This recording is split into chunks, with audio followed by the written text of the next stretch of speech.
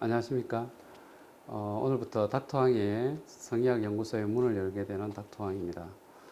저는 산부인과 전문의이고 여자의 성을 다루는 여성 성의학 클리닉을 운영하고 있습니다.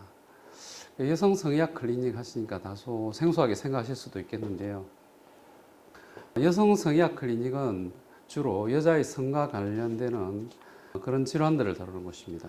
그럼 여자의 성과 관련되는 질환들은 과연 어떤 게 있을까요?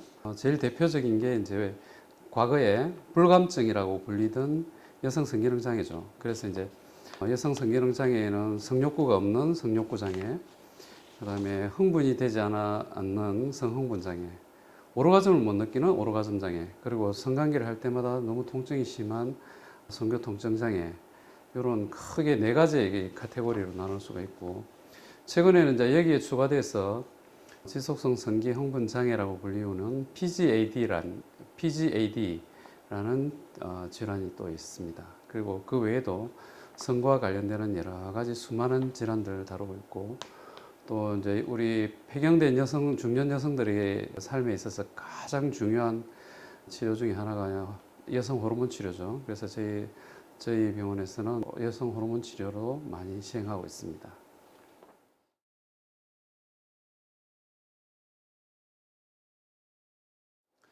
제가 여자의 성을 다루는 의사가 된 계기는 여러 가지 이유가 있습니다. 일단 제가 트레이닝을 받을 때 저희 산부인과 지도 교수님 중에 한 분이 아주 유명한 성학자셨어요. 그래서 이제 성학이나 그때 당시에는 이제 섹솔로지라고 해가지고 성학이라고 그랬는데, 이 성학을 접할 기회가 굉장히 많았죠. 물론 이제 그때는 내가 저걸 전공을 해야 되겠다라는 그런 생각을 해본 적이 없었는데, 제가 병원을 개원하고 한 4년, 5년쯤 지났을 때였나? 그때 어떤 환자분이 한 분 찾아오셨어요. 이 환자분이 어떤 증상을 주소로 저희 병원에 내원했느냐 하면은, 결혼한 지 7년 정도 지난 부부였었는데 성관계를 한 번도 못 했다는 거였어요. 지금 보면은 이제 그게 성교통 질환 중에 이제 제일 흔한 유발성 전정통이라는 질환이고, 그다음에 질경련이라는 그런 질환이었죠. 그래서 그 환자를 굉장히 열심히 치료를 했습니다. 다행히 치료 경과는 좋아서 환자는 몇 개월 만에 모든 이제 통증이 사라지고 정상적으로 성관계를 할 수 있을 정도까지 회복이 되었는데, 남편과 첫날 밤을 끝내 보내지를 못했어요. 왜 그러냐고 이제 그분에게 물어봤더니, 이미 남편은 마음이 떠나서 다른 여자를 이렇게 사귀고 있었던 거예요. 쉽게 말씀드리자면 이혼을 준비하고 있었던 거죠.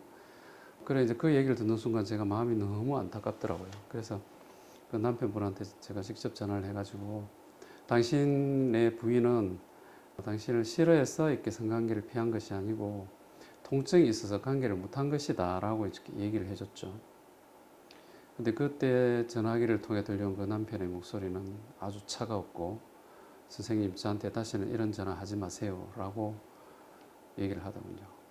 결국 끝내 그분이 이제 어떻게 그 뒤로는 어떻게 진행이 됐는지 제가 알 수는 없지만 아마 가정이 다시 유지되기는 어려웠을 것 같아요. 그때 그 환자의 일이 제 뇌리에 굉장히 깊게 인상이 남았습니다. 그래서 이제 우리 의료에는 사각지대가 있구나. 우리 의료가 커버하지 못하는, 우리 현대의학이 커버하지 못하는 그런 사각지대가 있구나. 그 중에 하나가 바로 성의학 분야라는 것을 깨닫게 되었죠.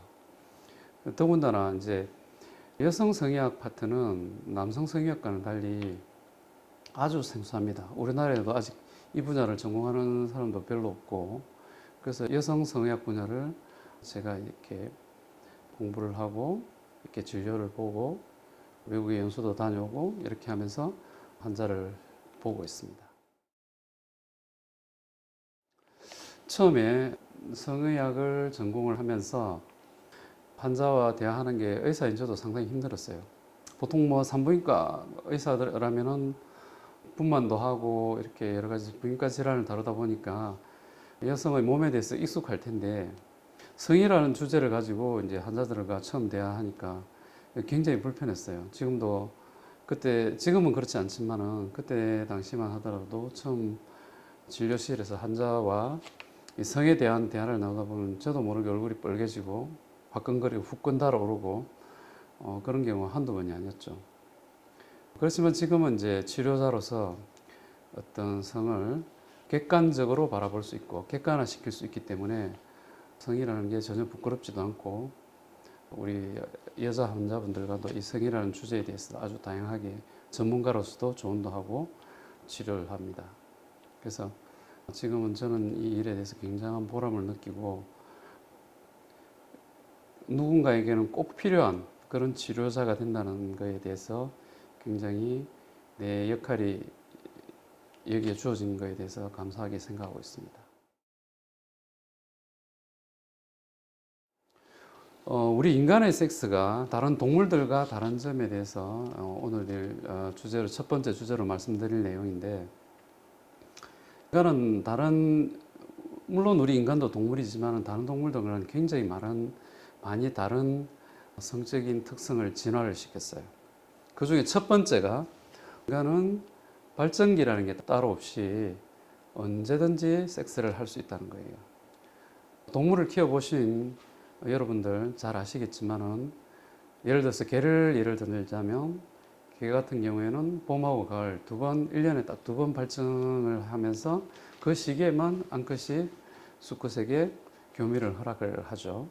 그런데 인간은 그런 동물들과 달리 원할 때 언제든지 섹스를 할 수 있고 생리기간 중에도 섹스가 가능하고 심지어 임신기간 중에도 섹스가 가능해요. 이런 특성을 발전시킨 동물은 우리 인간밖에는 거의 없습니다. 인간밖에는 없죠. 왜 그러면 우리 인간은 이런 특성을 개발하게 되고 이런 특성으로 진화하게 됐을까요? 거기에는 인간이 가진 두 가지 어떤 특성이 있는데, 인간이 직립보행을 하게 되면서부터 이런 모든 문제들이 이제 발생을 하게 되죠. 그래서 인간은 또 언제든지 섹스를 할 수 있는 특성뿐만 아니라 또 우리 여성들은 배란을 숨기는 쪽으로 진화를 했습니다. 그래서 다른 동물들은 발전기가 되었다는 사실을 페로몬을 통해서 널리 광고를 하죠. 개들만 하더라도 발전기가 되면 온 동네 숫개들이 어떻게 알았는지 이 암개가 발정이 됐다는 사실을 알고 몰려듭니다. 이것은 이제 발정기가 되면은 암개들이 분비물 속에 페로몬이라는 어떤 유혹의 물질을 멀리 바람에 실어서 날려보내기 때문에 그 냄새를 맡고 수컷들이 몰려드는 것이죠. 하지만 우리 인간은 산부인과 의사들조차도 정확한 배란기를 알기가 힘듭니다. 그럼 우리 여성들은 왜 배란기를 숨기는 쪽으로 진화를 했을까요? 배란기를 숨기는 게 생존에 유리했기 때문입니다. 배란기를 숨기게 되면 왜 유리하느냐 하면은 남성들이 만약 여성의 배란기를 알게 되면 자기 자신이 임신시킨 아이가 바로 자신의 아이라는 것을 알게 됩니다. 그러면 모든 동물의 수컷들은 자신의 유전자를 될 수 있으면 많이 퍼뜨리려고 그러죠. 그래서 한 암컷에게 임신시키고 나면 또 다른 임신시킬 암컷을 찾아 이렇게 떠나는, 물론 이제 옛날에는 그 원시 시대나 그 이전의 시대에는 일부 일체자라는 그런 제도가 없었으니까 또 다른 암컷을 임신시키기 위해서 쉽게 떠나버리겠죠. 근데 우리 인간은 직립보행을 시작하면서 수많은 정보들을 눈을 통해서 입수를 하게 되고, 그러면서 두뇌가 발달하게 되고 두뇌의 용적이 급격하게 커지게 되죠. 또 직립보행을 하게 되니까 골반도 누워있던 게 이렇게 일어서게 되죠. 그러면서 이제 굉장히 비대진 태아의 머리로 인해서 아기의 머리가 산도를 통과하는 일이 굉장히 힘든 일이 됩니다. 다른 동물처럼 태아의 몸이 충분하게 성숙할 때까지 엄마 뱃속에서 키운다면 아기를 낳을 수가 없는 거예요. 그래서 우리 조상들은 이 문제를 어떻게 해결했느냐 하면은, 다른 몸은 비록 미성숙하지만은 태아의 머리가 겨우 산도를 통과할 사이즈에 도달하게 되면은 재빨리 조산을 함으로써 이 태아의 두뇌가, 우리 인간의 두뇌가 급격하게 커진 문제를 해결하게 되고 적응을 하게 되는 겁니다. 그래서 우리 인간의 아이들은 사실 다른 동물들과 비교해 보면 굉장히 미숙한 상태로 태어나는 거예요. 그러면 그 미숙한 핏덩어리를 여자 혼자서 사냥도 하고 다른 동물들처럼 먹이도 구해오고 이 미숙한 그냥 놔놔도 언제 죽을지도 모르는 이 핏덩어리를 놔두고 사냥하고 먹이를 구해오는 일이 현실적으로 굉장히 힘들었을 거예요. 그래서 이 남자의 도움이 적극 절대적으로 필요했는데 그 남자를 붙들어 두기 위해서 언제든지 섹스를 할 수 있는 특성과 그다음에 배란기를 알 수 없게 하는 이런 특성을 발전시킨 겁니다. 그래서 배란기를 알 수 없기 때문에 이 수컷들은 자기가 임신시킨 아기가 바로 자신의 아이라는 사실을 알 수도 없고 또 자기가 늘 곁에 붙어 있지 않으면 어떤 놈이 와서 또 임신을 시킬지 알 수도 없고 뭔가 불안하기 때문에 계속 여자의 곁에 붙어서 먹이도 구해오고 사냥도 해오고 그리고 아이를 충분히 키워낼 수 있을 때까지 안정적인 환경을 제공하게 된 것입니다. 현명했던 우리 조상 인류 여성들의 생존 전략이 숨어 있는 거죠. 그래서 우리 인간의 섹스라는 것은 다른 동물들과는 달리 동물들의 섹스는 생식에 포커스가 맞춰져 있죠. 종족 보존의 기능. 거기에 모든 것이 이제 모든 기능이 최적화가 되어 있는 거죠. 이에 반해서 우리 인간의 섹스는 종족 보존의 기능은 극히 일부일 뿐이고 그 나머지 대부분의 기능들은 그 섹스를 통해서 인간관계를 유지하고 감정을 교류하고 가정을 유지하게 하는 어떤 그런 기능을 가지고 있습니다.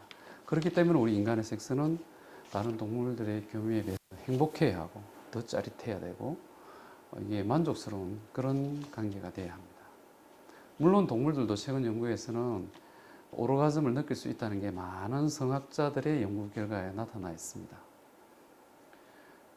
그렇지만 우리 인간의 특성들은 그런 동물들보다 한 차원 더 높은 고차원적인 어떤 감정, 섹스를 통해서 오르가즘을 느끼고 그 오르가즘을 통해서 유대감과 친밀감을 만들어내는 그런 기능을 가지고 있다는 사실을 잘 알고 우리 모두 이 성이 행복하지 않을 때는 이것을 의학의 도움을 받아서 좀 더 행복한 성이 될 수 있도록 얼마든지 고칠 수가 있거든요.